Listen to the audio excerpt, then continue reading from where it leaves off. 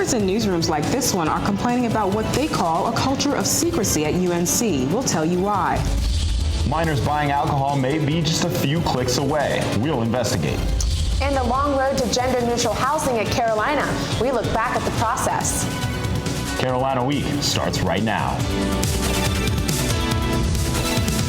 From the UNC School of Journalism and Mass Communication, covering Carolina in HD, this is Carolina Week. Well, another Carolina Week semester has come to an end, and it's time to take a look back. Good evening, I'm Avery Harper. And I'm Alex Giles. A look back at some of the stories that made news here at UNC. And I'm Landon Dowding. Our first story has to do with what some critics are calling a culture of secrecy here at the university. Editor-in-chief of the Daily Tar Heel, Andy Thomason, and his staff finally settled with the university after a 2-year legal battle for access to documents he says were critical to the public's right to know. So we didn't savor the opportunity to sue the university like some people might think that we did.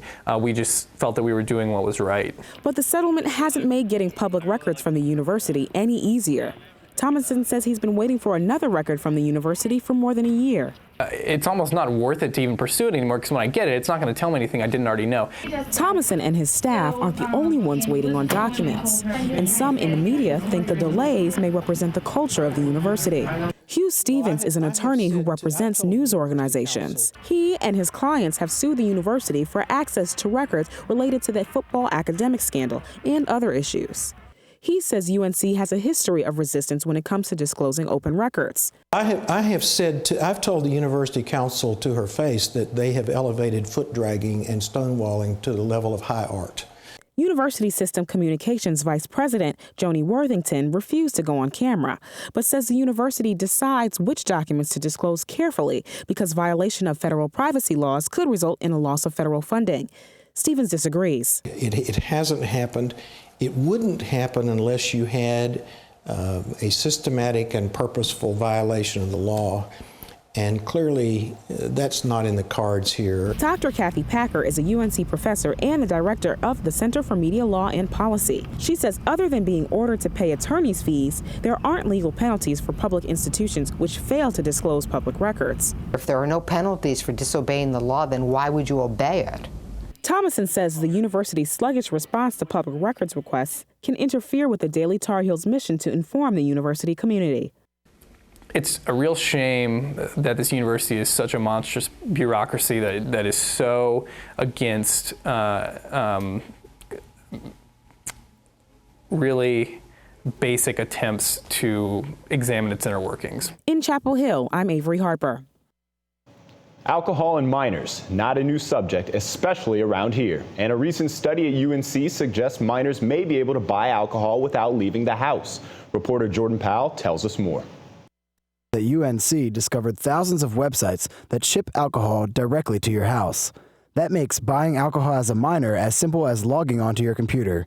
Liquor, wine, and beer, as easy as a few clicks. I'm 21, so I decided to get on my computer and put the study to a test. So I went online, and just after a few minutes, I had ordered myself a bottle of wine. A few days later, this came in the mail. I wasn't here, so my roommate, who's not 21, signed for it. And they did not ask for ID. We found that very few of the sites did age verification at the point of order, and less than half of them used age verification at the point of delivery. And when they did, UPS and FedEx did a pretty poor job of verifying the age of the customers at delivery in accordance with their own policies. Some of the sites tell buyers age verification is required at delivery. They may send you an email like this one as a reminder, but minors can still use this as a way to bypass the North Carolina law. I'm here at an ABC store in Chapel Hill. The Alcoholic Beverage Control Commission is in charge of all sale and purchase of alcoholic beverages in the state. State law regulates quantity of alcohol purchased online, but age verification policies are left up to distributors and retailers. State Senator Ellie Kinnaird thinks it is a matter of awareness.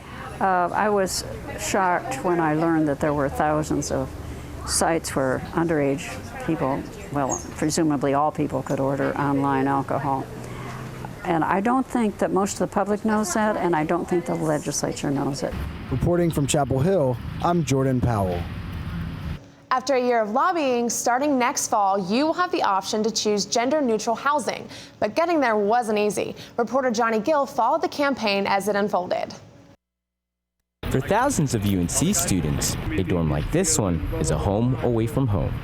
But behind closed doors, it could be an isolated and unpleasant experience. For students like Addison Evans, who doesn't identify with any gender, this experience has included harassment. What it would be like to have a roommate harass you so much and so terribly that you don't feel comfortable in your own room. You can't eat in your room, you can't sleep in your room, you can't do homework in your room. It's a real pain in the butt. A campaign led by the Lesbian, Gay, Bisexual, Transgender, and Queer Center has tried to tackle this issue. Last year, Chancellor Holden Thorpe turned down a proposal to offer UNC students gender-neutral housing.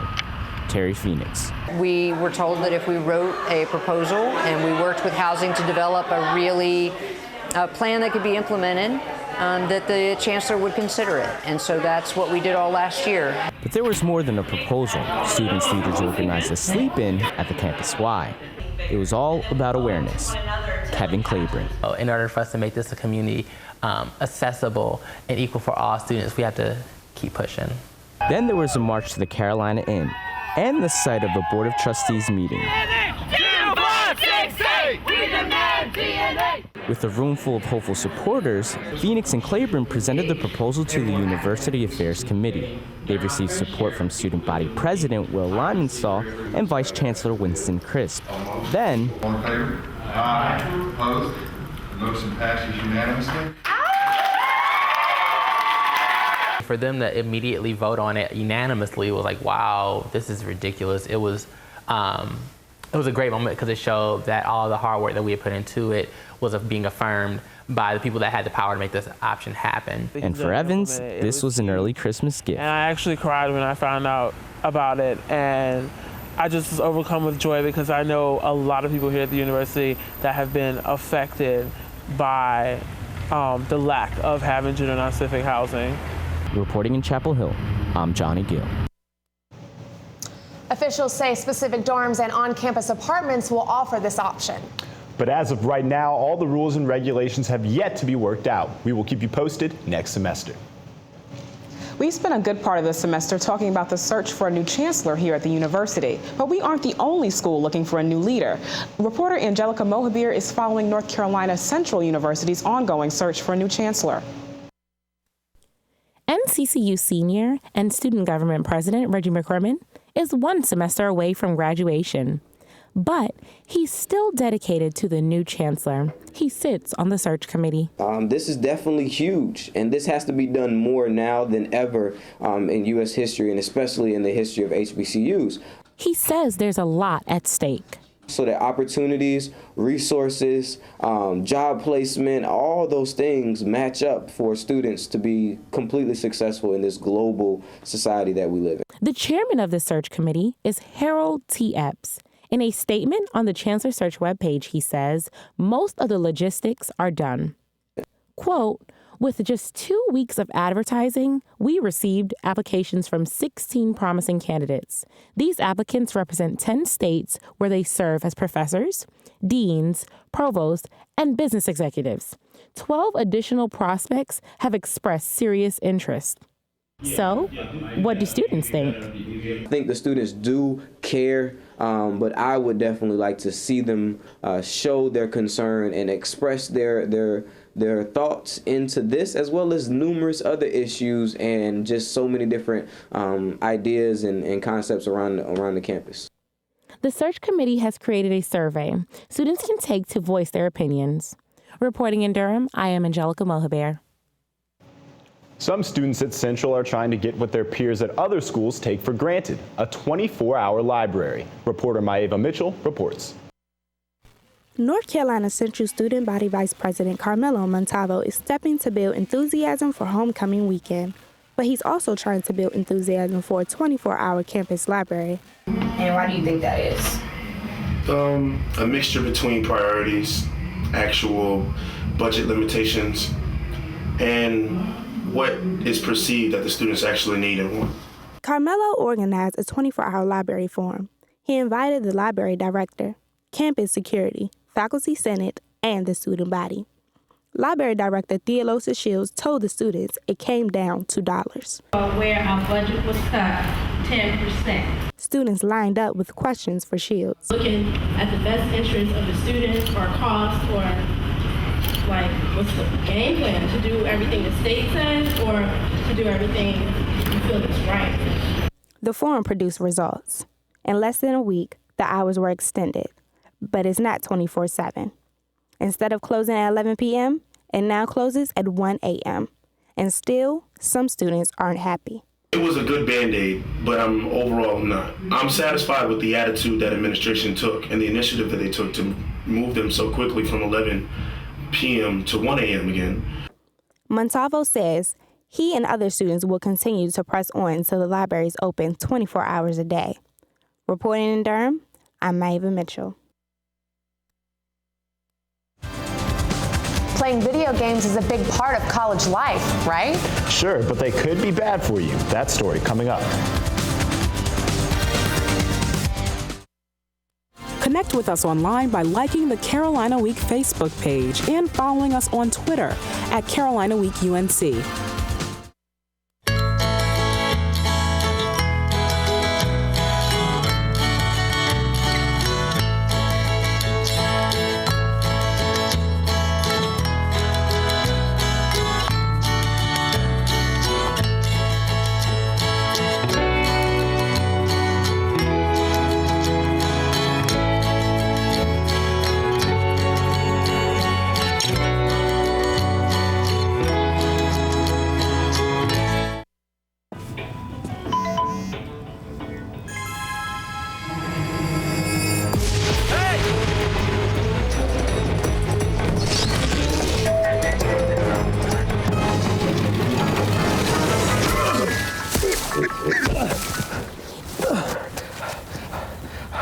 So, same time next week?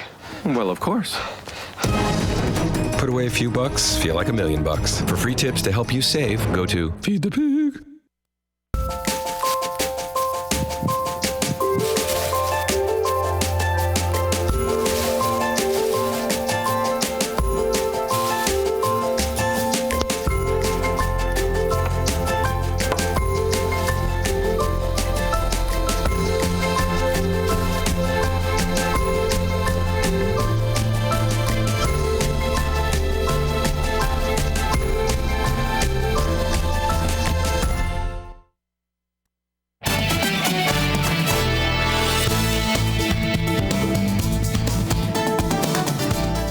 Most of us remember Mitt Romney's comments about Big Bird in the first presidential debate, but two UNC first years didn't just tweet about the comments like most of their peers. That's right, Avery. They made a business out of it. Reporter Victoria Cook has more. Learned lessons from Big Bird, like being nice to our friends and sharing. But first years Andrew Bauer and Taylor Robinette learned a new lesson from Big Bird recently: how to make some cash. After this comment by Republican presidential candidate Mitt Romney in the first presidential debate. I'm going to stop the subsidy to PBS. I'm going to stop other things. I like PBS. I love Big Bird. Business major Andrew Bauer launched the website firebigbird.com and enlisted the help of his friend Taylor Robinette. Honestly, I didn't think it would be this big. The duo sells t-shirts on their website that feature Big Bird with sayings like Hope and Big Bird 2012. To date, they've sold almost 500 t-shirts and made almost $5,000. But Bauer admits he thought the site was going to flop. Sitting on this couch the night that we created the website, and it was maybe 3 or 4 in the morning, and I thought maybe this is not going to work out. People don't care. People are not going to want to spend $20 on a t-shirt. People don't care about Big Bird. Now, they have customers in the Triangle, but also in Alaska, France, Australia, and even Singapore. This has become like a global phenomenon. The whole operation is run from this dorm room in Alderman. And anytime they're not in class, it's all about Big Bird. At first, my family was like, oh, don't worry about Big Bird, study for your midterms.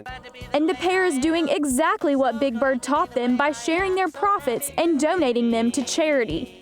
They chose the Cramden Institute in Durham, which provides computers to low-income families. For every $1,000 we give to them, they can go on and provide 75 computers for inner city families and kids. With a plan to donate $5,000, that's more than 300 computers. And it's all thanks to Big Bird. In Chapel Hill, I'm Victoria Cook. Well, neither student has a strong interest in politics, and they say the website is not politically affiliated in any way. Video games. Many of you play them, but have you ever thought about how they might affect you, especially the violent ones? Well, researchers have. Reporter Brianna Harper has the story. Gunshots and explosions. Well, there you go. First step. That's what Grant Canada likes in a video game. I think that they're just fun. I don't really look into the violent aspect of it, I guess. I don't know. I just play them. Canada is among 67% of households who play video games. But is it really all fun and games? Studies show violence like this may influence more crime and aggression. Like in the case of Norway's largest mass killing, the shooter claims he trained for the assault by playing Call of Duty Modern Warfare 2. The question now, how well do these studies apply to the average gamer? I'll be the first to say that I get mad playing video games, but I'll never let that affect my real world. Unlike Canada, there are some people who integrate aspects of gaming into their real lives. People like Nick Senior. I just like games. I think not enough people are willing to play games and stuff. Senior is involved in the Humans vs. Zombie game played at UNC each year. They encourage teamwork, and I've met a lot of my friends through this game. A game that involves roaming through campus and shooting people with Nerf guns. It may seem like innocent fun, but it's hard not to recognize the similarity to popular video games such as Resident Evil and Call of Duty that share a mutual theme of violence. In stores like this GameStop, there are walls filled with violent video games like this. But for those people who choose to buy these types of games, it's not always easy to determine if they will or will not be exposed to more aggressive behaviors. UNC Violence Prevention Coordinator Robert Pleasant says other factors affect aggression. Violent video games aren't the only issue. Masculinity, access to guns, media influences, home upbringing, mental illness, all these things can come together. Canada says the violence in his video games is simply that, a game and nothing more. Reporting in Chapel Hill, I'm Brianna Harper. We all listen to music, right? Mostly for pleasure, though. But what about when you're down? A new UNC study suggests religious music helps some people deal with stress. Safia Makpai has a story. It's Sunday morning and UNC senior Nedi Umeyadi is in church. Here, with the sound of song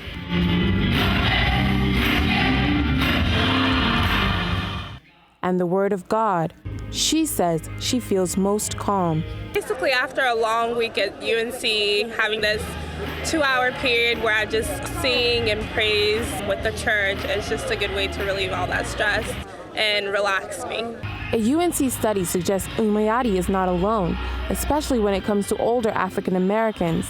The findings of the study point to the use of religious music as a coping method for stress and issues of mental health.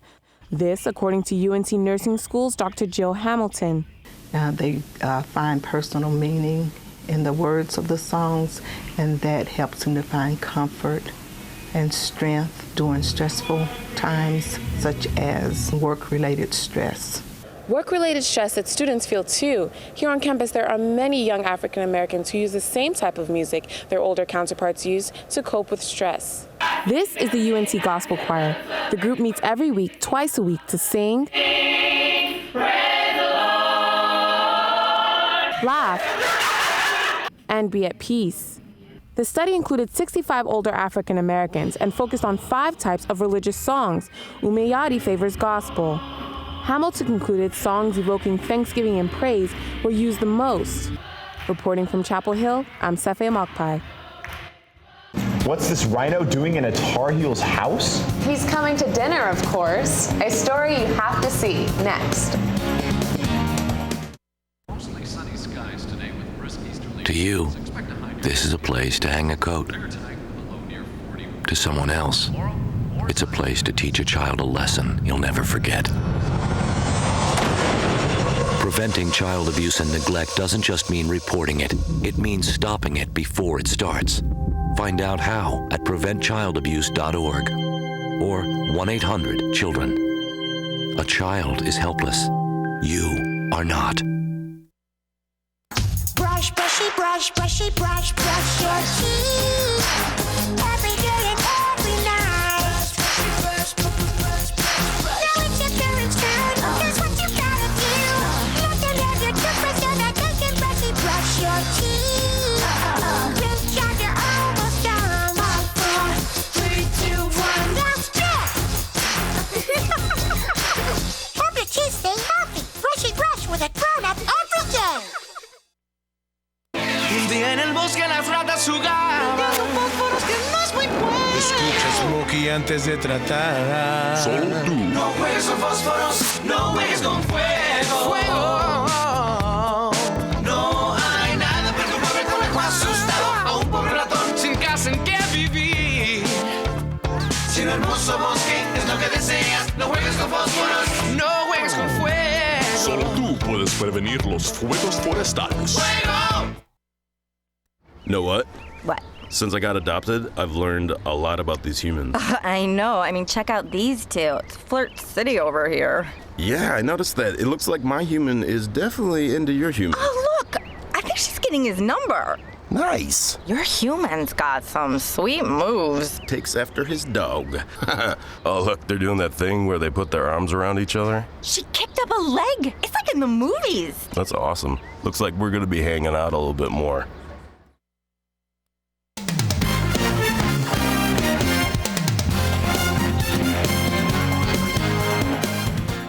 Two dogs. That's what I had growing up. But earlier this semester, Natalia Perez introduced us to a field hockey player who had a rhino as a roommate.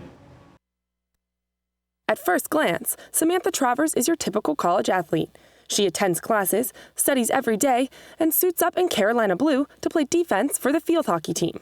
But growing up was anything but typical for this Zimbabwe native. I was brought up into like a very different lifestyle. Like I've always had strange pets in my house. I've had a hyena, I've had, a cheetah, I've had like a couple ostriches, a wildebeest. Like I've always grown up completely surrounded by animals.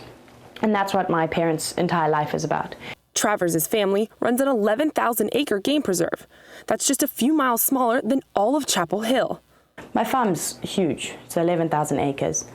We have 4 of the big 5. We have the elephants, the rhinos, the buffalo, we have lions. The list goes on and on. But for Travers, one particular pet touched her heart, a cheetah named Boise. He was amazing. He would literally, come jump on your bed and lick your face. He wouldn't hurt a fly. Animal Planet was so fascinated with the Travers' family that they did an hour-long documentary on a black rhino named Tatenda and his transition from adopted son to wild animal. We introduced him to the other rhinos because how would he know what he was? He'd only been around humans and the other animals he'd seen. So I got to experience that entire thing, which was great. And then you see him, he still knows exactly who my mum is, but now he knows he's a rhino. There may no longer be a rhino sharing the breakfast table with Travers here in Chapel Hill, but she says her pet gerbil and stuffed animals will have to do. In Chapel Hill, I'm Natalia Perez. Jordan, Ford, Rosenbluth. All big names in Carolina basketball history. And earlier this year, Julian Caldwell told us about another big name who left the bright lights for his home court. And he gives them the ability to shoot from the outside and score down low. A few months ago, former Tar Heel and NBA player Hubert Davis was here for ESPN. But now he's back at Chapel Hill as an assistant coach on UNC's men's basketball team. That's after being called into Coach Roy Williams' office during the summer. He said, I'd like you to be a part of my staff. And he talked about 5 minutes after that, and I can't remember anything that he said. Davis was a star for the Heels from 1988 to 1992. He played 12 years in the NBA and has spent 4 years as a top college basketball analyst with ESPN. But when Williams invited Davis back to UNC, it wasn't a hard decision. And as soon as Coach asked me, I wanted to say yes. It was just yes. Davis says he's comfortable relating to players and offering his three-point shooting expertise. But when he had to call plays in the game against Florida Atlantic, things were different. That was crazy. I was like, oh my goodness.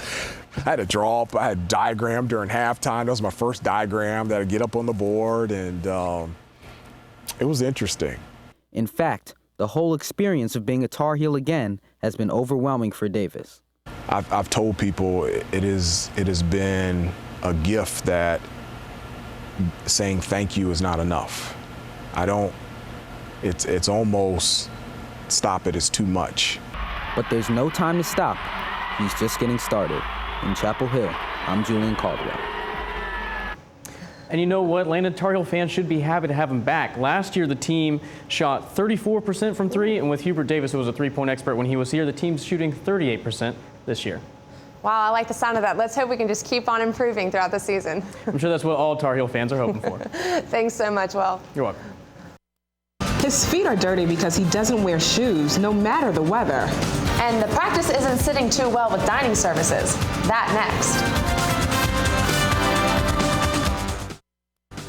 If you have a story idea, call Carolina Week at 919-843-8292 or email us at carolinaweek@unc.edu. And if you have questions about this program, write to us at Carolina Week, Campus Box 3365, UNC-CH, Chapel Hill, North Carolina 27599. Be sure to check out Carolina Week online at carolinaweek.org.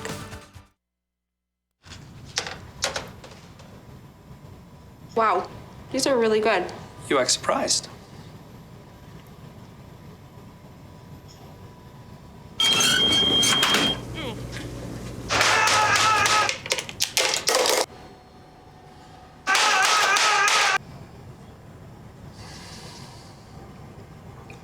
Practice makes perfect. You don't have to be perfect to be a perfect parent. There are thousands of teens in foster care who don't need perfection. They need you.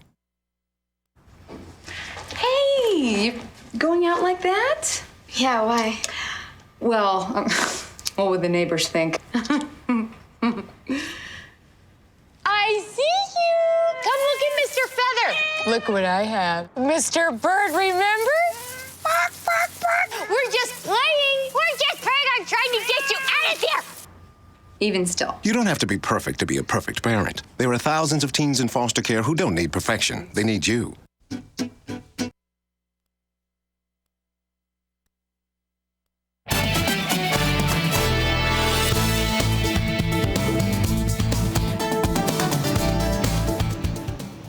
Shoes, part of your wardrobe, right? Well, not for one UNC student, and it's led to a tip with dining services here on campus, Alex. Exactly. I caught up with the Barefoot first year earlier this semester. Cameron Bynum is a first-year student from Rutherfordton, North Carolina. Shortly after arriving on UNC's campus, he decided shoes weren't for him. It was incredibly weird the first day. Like, it was you just like, you feel more things than you think you will. And like the ground was sort of wettish. So I'm like, oh God. And like I stepped on an acorn, but like I also liked it a lot because I got to feel the ground. Bynum says he initially started going barefoot because he liked it better than wearing shoes. It has created problems for him though. The bricks, Lord, the bricks. Couple, like second week into going barefoot, one of the bricks was sticking up like that. And like my foot just went, and so I bruised my foot a little bit. But that's not where his troubles end. Carolina Dining Services recently told Bynum he was no longer allowed to eat at campus facilities without shoes. The dining hall situation sort of makes me a little unhappy. Bynum says they couldn't give him a good explanation as to why he's not allowed in the dining halls barefoot. I'm here at Lenore Hall, headquarters of Carolina Dining Services. I've spoke to numerous employees as to why Cameron Bynum is not allowed to eat in the dining hall without his shoes on, and all of them have refused to get back to me for an interview. On this sign, Carolina Dining Services cites safety as the only reason for shoes being needed. Because of this mandate, Bynum has begun carrying a spare pair of sandals in his backpack so he can eat. But that doesn't mean he's satisfied with the issue. I don't think I should be allowed, I think anyone should be allowed to go in the bottom of Lenore without shoes on. And guys, I actually talked to Cameron earlier today. He says he's still not wearing shoes. According to the Orange County Health Department, there are no laws that address going barefoot in dining facilities. Well, I mean, it's getting pretty cold. You would think he would put on some shoes. He really should, because he keeps his feet clean, but they're looking kind of dingy, you know? Great. Well, we've enjoyed our time being here for Carolina Week, and I know that I don't speak for just myself. I know. We thank you for tuning in each week. Thank you. Have a good rest of the semester and a safe and happy holiday season from all of us here at Carolina Week. Good evening. Good night.